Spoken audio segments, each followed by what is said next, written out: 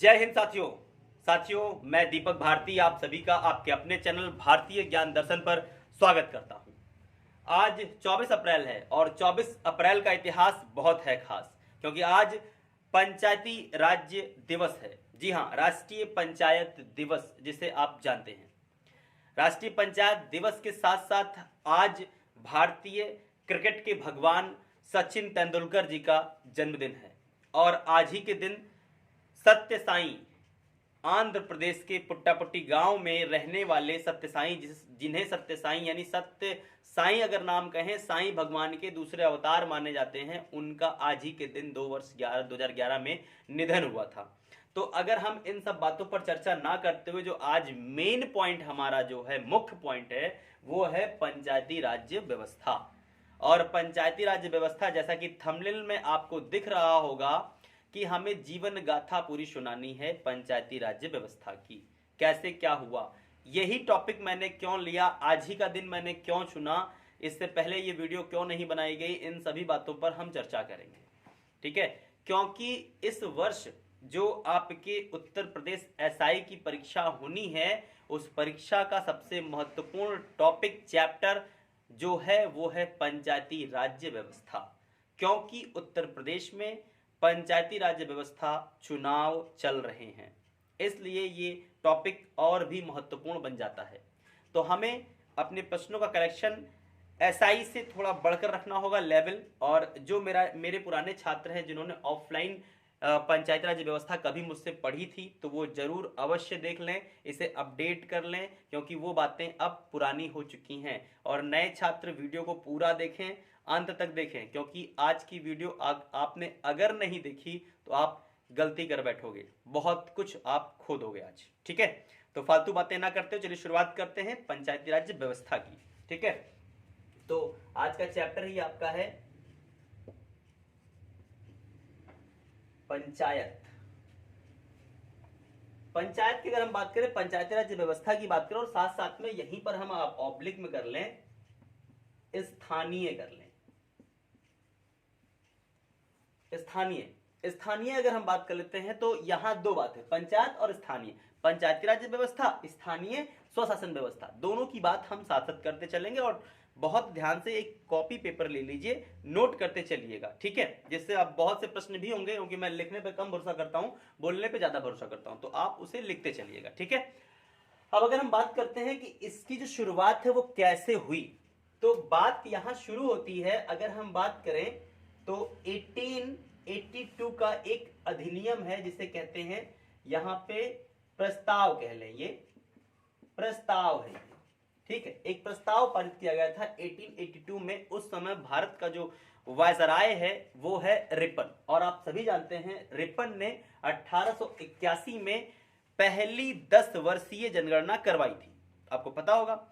लेकिन उसके पहले अगर हम बात करते हैं तो मेयो ने स्थानीय स्वशासन के लिए विकेंद्रीय जो करण है उसकी नींव बुनियाद रखनी शुरू कर दी, लेकिन वो सफल नहीं हुआ। सफलता रिपन को मिलती है। रिपन 1882 में ये प्रस्ताव पारित करते हैं, स्थानीय स्वशासन। इसीलिए कहा भी जाता है स्थानीय स्वशासन का जनक कौन है, वो है रिपन। ठीक है, यहां तक कहानी आपको समझ में आ गई होगी। थोड़ा सा और जब आगे चलेंगे आप तो 1878 और 1879 में पहली बार मद्रास में स्थानीय स्वशासन, यानी कि बात करते हैं जो आपकी 12वीं अनुसूची है, शहरी स्वशासन, उसे नगर पालिका, इसे नगर निकाय कहते हैं, नगर पालिका पहली बार स्थापित की गई थी। तो यहां पे एक प्रश्न बनता है, भारत में 1887 और 88 में पहली जो है नगर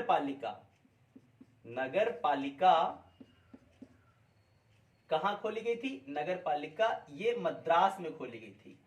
मद्रास, जिसे हम वर्तमान समय में क्या कहते हैं, तमिलनाडु, वहां पे खोली गई। ठीक है, ध्यान रखिएगा, ये बहुत डीप में जाने के बाद ये प्रश्न मिल रहा है, यानी कि ये आपके लेवल से थोड़ा सा ऊपर है, तो इन बातों को ध्यान रखिएगा, क्योंकि हम शुरू से शुरू कर रहे हैं और ये वीडियो थोड़ी लंबी हो सकती है, तो थोड़ा पेशेंस बना के रखिएगा। ठीक है, अब बात करते हैं कि नगर पालिका, यहां से चलो व्यवस्था आ गई, लेकिन इसके बाद भारत में इस व्यवस्था का जन्म कैसे हुआ, आजादी के बाद क्या क्या हुई बातें, कहानी कैसे, तो उन पर अगर चर्चा करने तो हम शुरुआत क्या करते हैं। देखिए, अगर हम बात करते हैं तो आपको पता है कि 1952 में एक योजना लाई गई, इसका नाम था सामुदायिक विकास योजना। ठीक है, सामुदायिक विकास कार्यक्रम कह ले इसको। ये सामुदायिक विकास कार्यक्रम था, इसकी जो है रखी गई नींव, रखी गई बुनियाद रखी गई।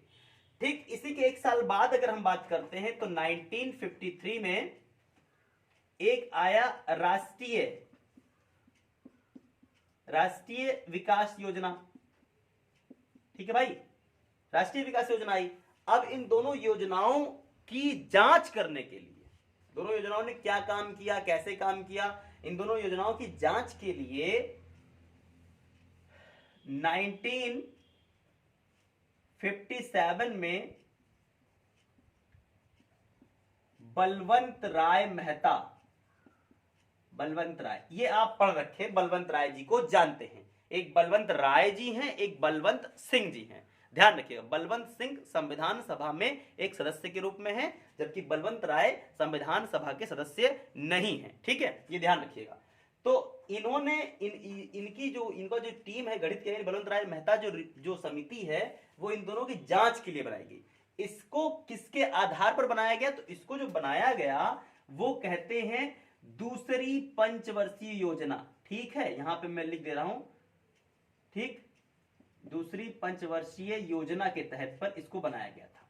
ठीक है, ये ध्यान रखिएगा। इस रिपोर्ट ने क्या कहा, बलवंत राय मेहता जी ने रिपोर्ट जब पारित किया और पेश किया, सौंपा, तो उन्होंने कहा कि भारत में कभी भी जो है अगर जो चाहते हैं ग्राम पंचायत या प्रधान स्तर पर या व्यक्ति स्तर पर विकास चाहते हैं वो नहीं हो सकता। तो लोगों ने पूछा भाई क्यों नहीं हो सकता, जब ये बात हुई क्यों नहीं हो सकता, तो उन्होंने कहा कि भारत में व्यक्ति स्तर पर विकास करने के लिए जो भारत में प्रशासनिक इतनी बाधाएं हैं, इतने प्रशासनिक बाउंड्री लगे हुए हैं कि एक व्यक्ति का व्यक्तिगत विकास नहीं हो सकता। तो फिर क्या किया जाए, तो फिर ये किया जाए, इन्होंने सुझाव दिया कि भारत में जो है करिए इसके लोकतांत्रिक विकेंद्रीकरण कर दीजिए।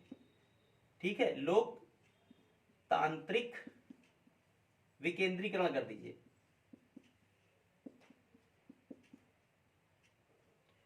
ये लोकतांत्रिक विकेंद्रीकरण ये क्या है, यानी कि लोकतंत्र को तोड़ दीजिए, विकेंद्रित कर दीजिए, बांट दीजिए, उसे स्टेप बाय स्टेप बांट दीजिए, उन्होंने ये बात कही।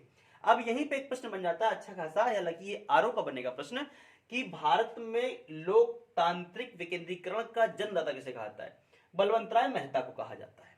स्थानीय स्वशासन का कौन जनक है, तो यहाँ पे रिप्पन है। अभी एक प्रश्न और बनेगा, भारत में पंचायती राज्य व्यवस्था का जनक कौन है, पंचायती राज व्यवस्था का विचारक और जनक दो बातें हैं। ठीक है, विचारक महात्मा गांधी होंगे, जनक जो हैं वो पीटी नेहरू हैं, पंडित जवाहरलाल नेहरू हैं। अब देखो कैसे, यहां पे जब ये बात आई तो इन्होंने कहा ठीक है ये व्यवस्था करिए, और इस व्यवस्था के आधार पर जो है 3 स्तर उन्होंने बताए कि 3 स्तर पर तोड़िए। 3 स्तर पर कौन कौन सी, देखिए 3 स्तर पर अगर हम बात करते हैं तो यहां पे सबसे पहले उन्होंने कहा ग्राम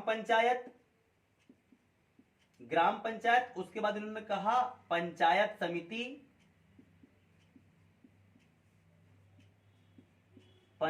समिति, और फिर उन्होंने कहा इसके बाद जिला पंचायत। ठीक है भैया, देखो ध्यान से, जिला पंचायत। अब ये 3 स्टेप उन्होंने बताए कि 3 स्टेप में ऐसे इसको तोड़ दीजिए। यही बात जैसे सुनी पंडित नेहरू ने, तुरंत उन्होंने 2 अक्टूबर को इन्होंने क्या काम कर दिया भाई साहब ने, 1959 में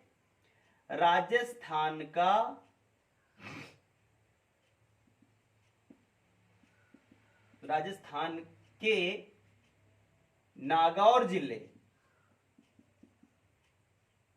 राजस्थान का नागौर जिला, ये नागौर जिला है, लेकिन नागौर जिले के, जैसा कि टैगलाइन पे आप थंबनेल पे देख रहे होंगे, किसे कहते हैं, बगदरी गांव। बगदरी गांव में पहली ग्राम पंचायत खोल दी गई। कहां पे, 2 अक्टूबर 1959 में राजस्थान के बगदरी गांव में पहली ग्राम पंचायत खोल दी गई। अब ये गांव का नाम बगदरी गांव, ये ज्यादा इंपॉर्टेंट है एसआई के छात्रों के लिए। पूरे बच्चों को तैयारी जो करने वाले छात्र होते हैं, इनका जो एक समूह, एक ग्रुप है, हम सबकी परिवार की बात अगर की जाए तो इसमें 90% बच्चे ये जानते हैं कि राजस्थान के नागौर जिले में हुआ था। लेकिन नागौर जिला यानी ग्राम पंचायत की बात कर रहे हैं तो जिले में तो खुलेगा नहीं, क्योंकि 3 स्टेप दिखाए जा रहे हैं आपको, तो वो गांव का नाम आपको बताना है, ठीक है। लेकिन यहाँ पे बात करें फिर कि उड़ीसा और आंध्र प्रदेश में दूसरी ग्राम पंचायत के खोले जाने को लेकर के विवाद है, ठीक है। कुछ लोगों का यह मानना है कि इसी के ठीक अगर कहा जाए 9 दिन बाद यानी कि 11 अक्टूबर को उसी वर्ष जो है आंध्र प्रदेश के अनंतपुर जिले में खोली गई थी, ठीक है। ये ध्यान रखिएगा, आंध्र प्रदेश के अनंतपुर के पुट्टापुट्टी गांव में दूसरी ग्राम पंचायत खोली गई थी, ठीक। लेकिन इस पर अभी भी संशय बना हुआ है, विवादित प्रश्न है ये, ठीक। चलिए अब आगे बढ़ते हैं कि पहली ग्राम पंचायत खुल गई तो फिर उसके बाद अब क्या किया जाए भाई। तो पहली ग्राम पंचायत खोले जाने के कारण जो है पंडित नेहरू को पंचायती राज व्यवस्था का जनक कहा जाता है। ये लिख लीजिए आप कि भारत में पंचायती राज व्यवस्था का जनक कौन है, पंडित नेहरू, ठीक है। तो मैं इसको हटा रहा हूं यहां से। चलिए अब आगे बढ़ते हैं, आगे क्या होता है, आगे देखते हैं कि इसके बाद क्या क्या भारत में कैसे कैसे इसको हम संवैधानिक जामा जो है वो कैसे पहनाते हैं उस तक चर्चा करते हैं। तो बात आती है 1978 की, पहली ग्राम पंचायत खोल दी गई थी। 1978 में सरकार आती है देसाई जी की, ठीक है। मैं शॉर्ट नेम लिख रहा हूं देसाई जी, यानी कि समझिएगा मोरारजी देसाई, क्योंकि उन्हीं का नाम है। तो देसाई जी की सरकार जब आती है, देसाई जी की सरकार के समय एक समिति गठित की गई जिसका नाम है अशोक मेहता, ठीक है। अशोक मेहता समिति गठित की गई। तो अशोक मेहता समिति ने जब ये बात रखी अपनी समिति में तो उन्होंने पहली बार जिक्र किया कि पंचायती स्तर व्यवस्था को कानूनी मान्यता मिलनी चाहिए, यानी संवैधानिक दर्जा इसको मिलना चाहिए, तभी ये पूरे भारत में प्रभावी हो पाएगा, अन्यथा ये नहीं हो पाएगा। मतलब पहले व्यक्ति ऐसे हैं अशोक मेहता जिन्होंने पंचायती राज व्यवस्था, स्थानीय स्वशासन को जो है संवैधानिक रूप देने की मांग की, ये समझ लीजिएगा, ठीक है। अब लेकिन इन्होंने 2 स्तरीय व्यवस्था की मांग की। 2 स्तरीय यानी कि भारत में जो 3 स्तरीय व्यवस्था की बात की जा रही है वो हर राज्य के लिए इतनी जो है लाभकारी नहीं होगी। कोई राज्य बहुत डेवलप कर रखे हैं तो उन राज्यों में इतनी व्यवस्था क्यों चाहिए हमको, भाई जाहिर सी बात है। ये 3 मैंने आपको बताए थे अभी, ग्राम पंचायत, पंचायत समिति और जिला पंचायत, ये जहां जहां डेवलप इलाके हैं, जैसे भारत के 9 राज्य ऐसे थे उस जमाने में जो बहुत डेवलप एरिया थे, जहां जहां अंग्रेज अपनी बस्तियां बना रखे थे। वो जो भारत के समुद्री सीमाओं वाले 9 जो राज्य हैं, जिसमें से एक उड़ीसा को छोड़ दिया जाए और उसके स्थान पर आप दिल्ली ले लीजिए, ऊपर आप आ जाइए, तो इन सब क्षेत्रों में क्या है कि भाई इतना डेवलप एरिया है, क्यों करने की जरूरत हमको है। तो इसीलिए अशोक मेहता ने 2 स्तरीय व्यवस्था की बात की। लेकिन चलो कोई बात नहीं भाई, फिर क्या हुआ कि 1986 में आपको पता है राजीव गांधी देश के प्रधानमंत्री बने, ठीक है। 85-84 में उनकी मम्मी के मरने के बाद, यानी इंदिरा गांधी के मृत्यु के बाद वो प्रधानमंत्री बने। तो 86 में क्या हुआ, राजीव जी ने एक समिति बनाई जिसका नाम है लक्ष्मी मल सिंघवी, ठीक है, ध्यान रखिएगा, लक्ष्मी मल सिंघवी, ठीक है, सिंघवी, लक्ष्मीमल सिंघवी जी की एक समिति की रिपोर्ट बनी और इनसे ये कहा गया कि आप क्या तय करते हो, क्या आप डिसाइड करते हो। तो लक्ष्मीमल सिंघवी जी की बात करें तो इन्होंने भी बलवंत राय मेहता समिति की पूरी सिफारिश की, पूरी वही बात रखी जो उन्होंने रखी। चलो भाई ठीक है। तो अब यहां पे बात हो चुकी थी कि संवैधानिक दर्जा मिलना चाहिए। देखिए बात 78 की है और 86 की है। 78 में अशोक मेहता इसकी बात कर चुके हैं कि संवैधानिक दर्जा मिलना चाहिए और यहाँ पे राजीव गांधी चाहते हैं कि संवैधानिक दर्जा उसको मिले। तो उन्होंने क्या काम किया, 64वां और 65वां, ठीक है, 64वां, ठीक है, और 65वां ये संविधान संशोधन विधेयक वो लेकर के आए। कब लेकर के आए, 1989 में वो लेकर के आए। लेकिन हुआ क्या, सरकार गिर गई। सरकार कैसे गिरी, यहां पे जो लोकसभा भंग हो गई, यानी 5 साल पूरे होने को आए थे, लोकसभा भंग हो गई। जब लोकसभा भंग हो जाती है और कोई विधेयक आया होता है और वो पारित अगर नहीं हुआ है तो उसको फिर से लाना पड़ता है, यानी कि वो समाप्त हो गया। अब फिर से नए सिरे से आपको प्रक्रिया शुरू करनी पड़ती है। जब हम कभी लोकसभा पढ़ेंगे तो इन सभी बातों का जिक्र हम करेंगे, ठीक है, ध्यान से। अब क्या होता है कि ये तो भाई समाप्त, तो इसकी कोई बात ही ना करें, ये मतलब कह सकते हैं आप ये खत्म, क्रॉस, यानी कि इसका कोई अस्तित्व नहीं बचा। चलो भाई ठीक है, सरकार गिर गई, राजीव गांधी सत्ता से बाहर हो गए, राजीव गांधी की सरकार नहीं बनती है। तो 90 और 91 का जो समय रहा, 90-91 में दो प्रधानमंत्री बने, वीपी सिंह बनते हैं और एक चंद्रशेखर बनते हैं। दोनों अल्पकाल के लिए प्रधानमंत्री बनते हैं और कुछ व्यवस्था नहीं बन पाती क्योंकि गठबंधन की सरकार बनी होती है। लेकिन 91 में चुनाव प्रचार के दौरान राजीव गांधी की हत्या हो गई दक्षिण भारत में। अब जब उनकी हत्या हो गई तो इसकी सिंपैथी कांग्रेस को मिलती है और उसी वर्ष चुनाव ने, क्योंकि चुनाव प्रचार के दौरान उनकी मृत्यु हुई थी। तो जब उनकी मृत्यु हुई उनको सिंपैथी मिली, सहानुभूति मिल गई, उनकी सरकार बन गई, यानी कांग्रेस पार्टी सत्ता में आ गई वापस। और कांग्रेस पार्टी सत्ता में आते ही आपको पता है कि 1991 से लेकर के 96 तक, जो कहा जाए 5 वर्ष तक, तो रहते हैं पीवी नरसिम्हा राव, ठीक है। पीवी नरसिम्हा राव कौन बनते हैं? देश के प्रधानमंत्री बनते हैं। तो पीवी नरसिम्हा राव ने क्या काम किया, यहां से अगर हम बात की जाए तो उन्होंने ये 64वां 65वां जो संशोधन विधेयक था इसको पुनः लेकर के आए और 73वां और 74वां संशोधन विधेयक के रूप में इसको लेकर के आए। कब लेकर के आए? 1992-93 में, ठीक है। 73वां 92 में, 74वां 93 में, इसको लेकर के वो आए। अब आप इसके बाद की कहानी आप जानते हैं कि इनको स्वीकार कर लिया गया और संशोधन कर दिया गया, ठीक है। 92 में तो होता क्या है, 73वां संविधान संशोधन वर्ष 1992 में होता है, लेकिन 24 अप्रैल 1993 से पूर्ण, यानी कि पूर्ण रूप से पूरे देश में पंचायती राज्य व्यवस्था को लागू कर दिया गया, त्रिस्तरीय तौर पर, लेकिन अनिवार्य रूप से नहीं, ठीक है। समझिएगा कि 24 अप्रैल 1993 से पंचायती राज्य व्यवस्था भारत के सभी राज्यों में लागू कर दी गई 73वें संविधान संशोधन के द्वारा, लेकिन इसको अनिवार्य रूप से लागू नहीं किया गया। ये बात रखिए क्योंकि अभी इस बात पर हम चर्चा करेंगे क्यों ऐसा किया गया। और 24 अप्रैल को राष्ट्रीय पंचायत दिवस घोषित कर दिया गया, ठीक है। अब जब 73वां संशोधन हुआ तो 73वें संशोधन के आधार पर ही 11वीं अनुसूची, ठीक है, 11वीं अनुसूची और संविधान का भाग 9 का जोड़ा गया और साथ साथ 243 अनुच्छेद जो था उसमें ए से लेकर के ओ तक तथा 243 ओ पी से लेकर के जेड तक के प्रावधान जोड़े गए।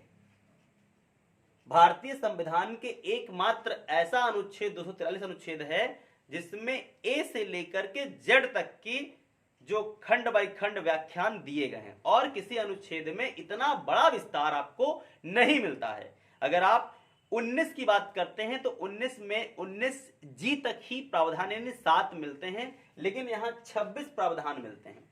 16 प्रावधान 243 यानी खुद एक में अपने आप 243 में जो बात कही जाएगी वो तो हो ही गया, और ए से लेकर के ओ तक, तो ओ आपको पता है अल्फाबेटिकल में 15वें नंबर पर आता है। 15 अनुच्छेद ये और एक जो 243 है वो, यानी कि कितने हो गए? 16 हो गए। तो 243 फिर पी से लेकर के जेड तक यानी 16 से लेकर के फिर 26 तक यानी 10 इधर आपके मिल जाते हैं आपको।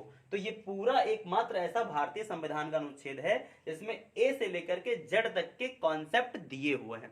अब हम धीरे धीरे इनके कॉन्सेप्ट पर आते हैं। जैसे इस वर्ष आप देख रहे हैं पंचायती राज व्यवस्था का जो चुनाव चल रहा है, तो कुछ प्रश्न ऐसे हैं कि क्या आप बता सकते हैं कि पंचायती जो राज्य व्यवस्था भारत में है, इस व्यवस्था के आधार पर इनकी योग्यता क्या होती है, इस योग्यता का कौन सा प्रावधान है, किस अनुच्छेद में योग्यता लिखी हुई है, या हम कहें जो निर्वाचन आयोग यानी राज्य निर्वाचन आयोग जो चुनाव करा रहा है उसका जो उल्लेख है संविधान के किस अनुच्छेद में किया गया है, वह किसके अधीन आता है, या निर्वाचन आयोग में कितने सदस्य होते हैं। राज्य निर्वाचन आयोग की बात हम कर रहे हैं, ध्यान सुनिएगा यहाँ पे। ठीक है।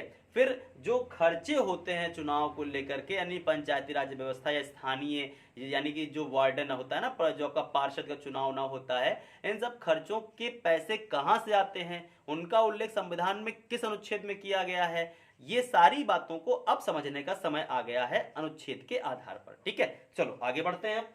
अब बात करते हैं कि भाई जो 243 ए से बाद प्रावधान शुरू किया गया, ये कहां कहां तक जाएगा और कौन कौन सा इस वर्ष हमारे इंपॉर्टेंट लिस्ट में शामिल होगा, जो हमको पेपर के तौर पर पूछा जाएगा।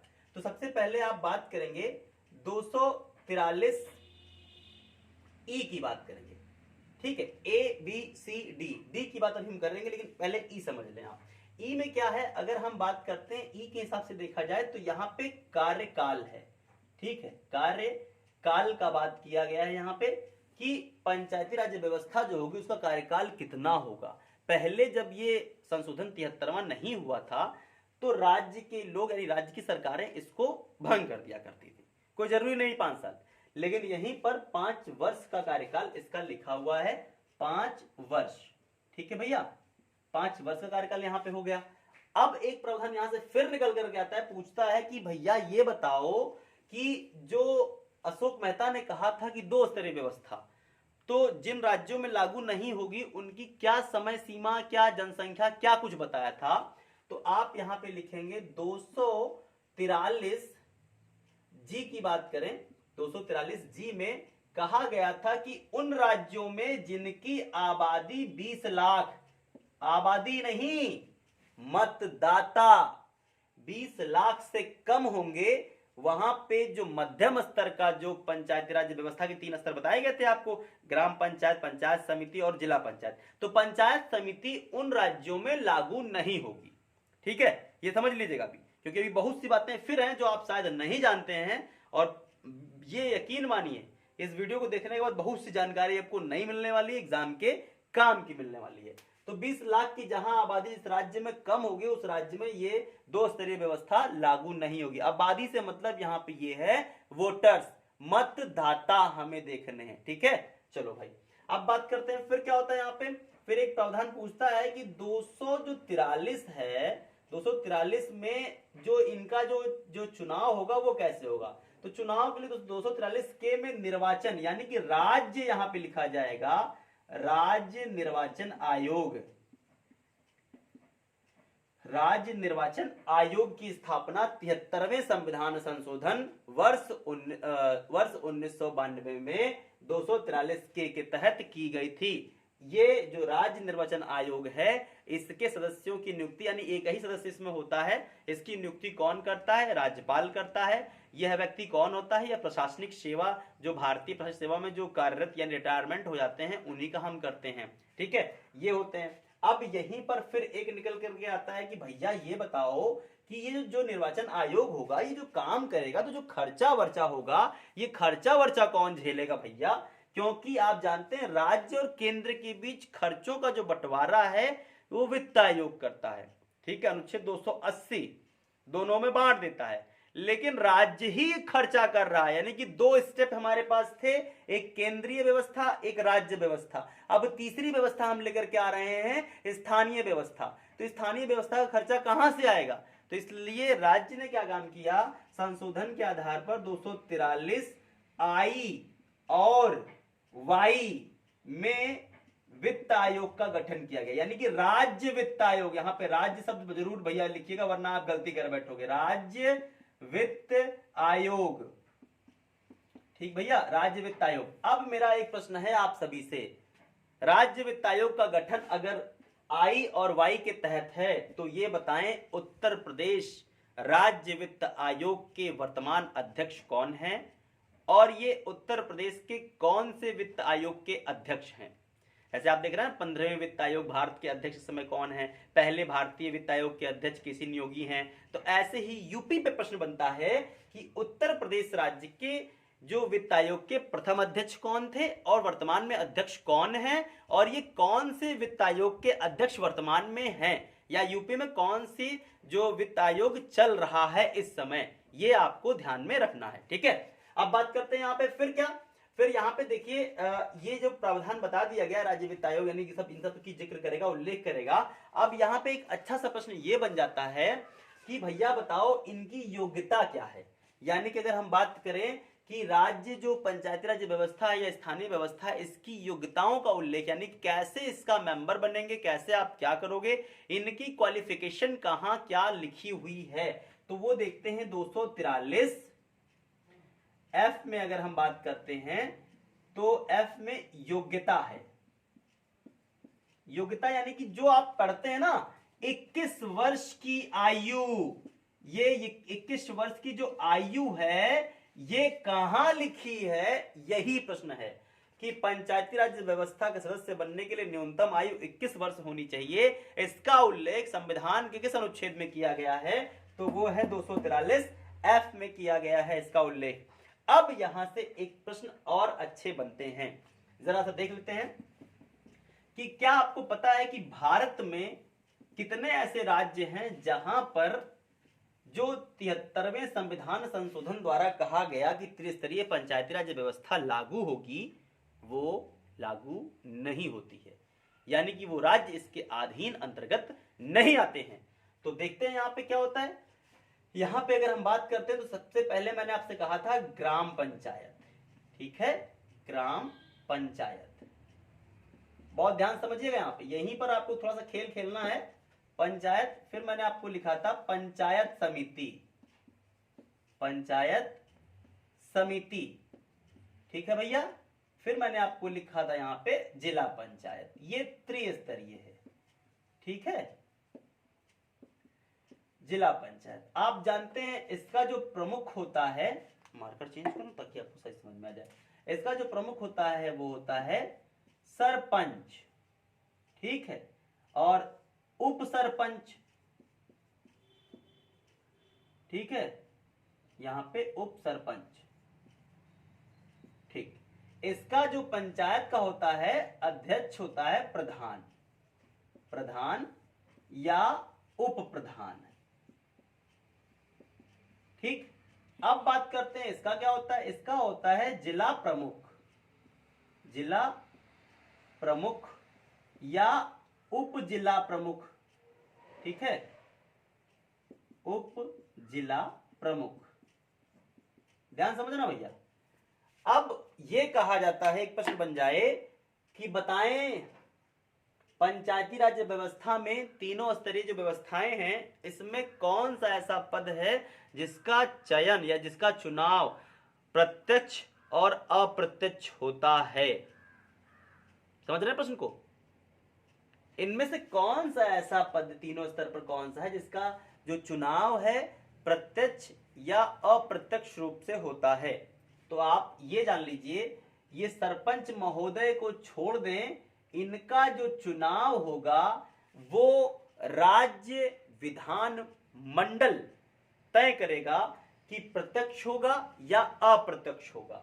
ग्राम पंचायत में बात करते हैं तो ग्राम सभा एक होती है, आपको पता है ग्राम सभा की जो बैठक है 1 साल में 2 बार होना अनिवार्य है, ये आपको पता है।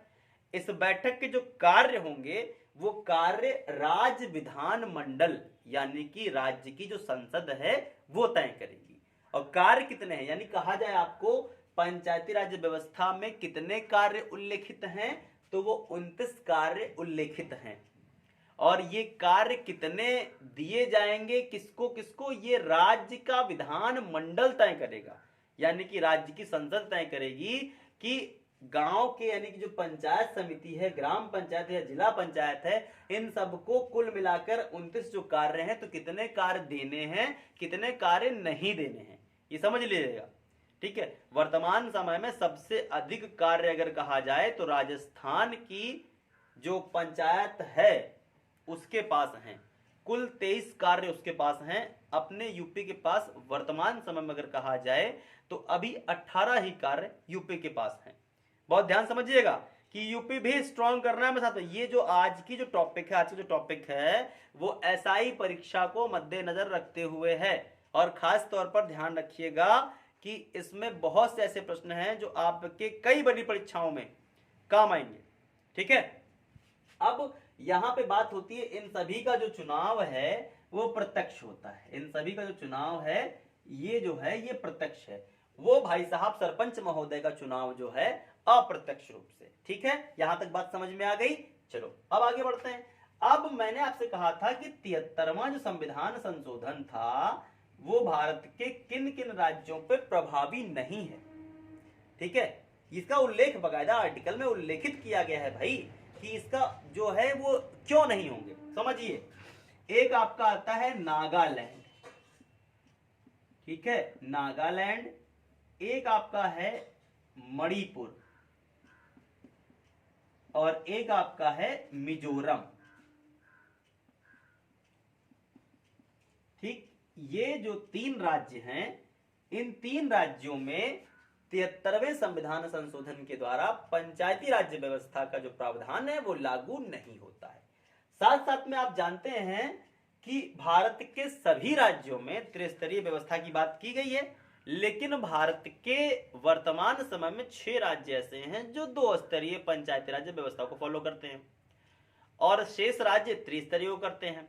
लेकिन उसमें से भी कुछ ऐसे थे जो 1 स्तरीय वाले थे, जैसे कि अगर हम बात करें जम्मू कश्मीर में 1 स्तरीय व्यवस्था थी। अब 1 स्तरीय व्यवस्था जम्मू कश्मीर वो राज्य रहा ही नहीं, तो हम यहाँ बातें ही नहीं करेंगे क्योंकि अब वो शासित प्रदेश बन चुका है। तो उससे ये जो प्रश्न था ये अब समाप्त हो गया। ठीक है, ये प्रश्न समाप्त हो गया। अब बात करते हैं कि भाई पश्चिम बंगाल एकमात्र ऐसा राज्य है जहां पर 4 स्तरीय व्यवस्था है, यानी कि पंचायती राज्य व्यवस्था के 4 स्टेप वहां पे फॉलो किए जाते हैं।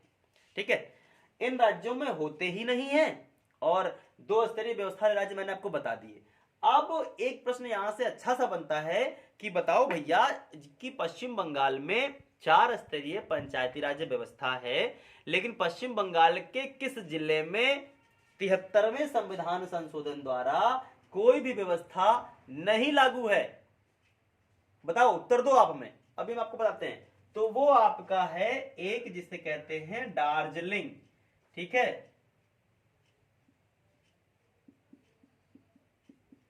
दार्जिलिंग में ये व्यवस्था नहीं लागू है। ठीक है, अब बात करते हैं यहां पे एक और है मणिपुर का स्वायत्त शासन क्षेत्र जो है वहां पे ये व्यवस्था लागू नहीं है। यानी कि 2, मणिपुर तो पूरा मणिपुर में साथ साथ कुछ क्षेत्र ऐसे जहां मणिपुर में जहां पे ये स्वायत्त शासन वाले वो नहीं होंगे।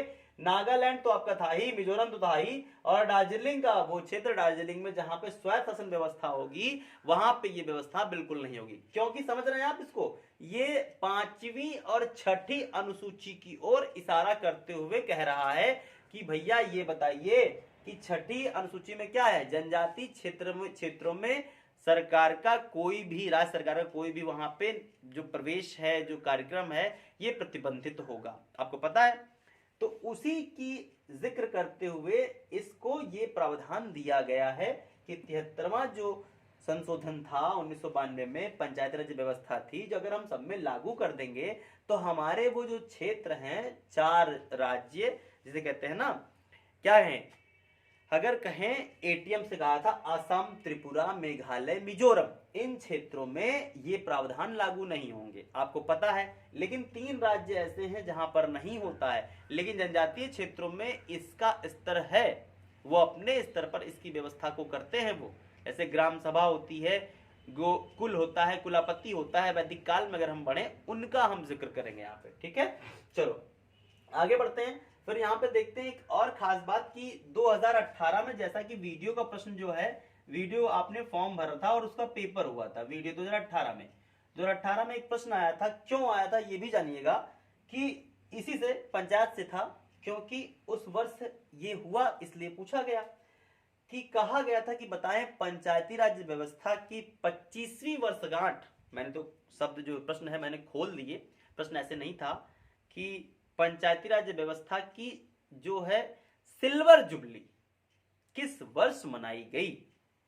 सिल्वर जुबली समझना, पंचायती राज व्यवस्था की सिल्वर जुबली किस वर्ष मनाई गई।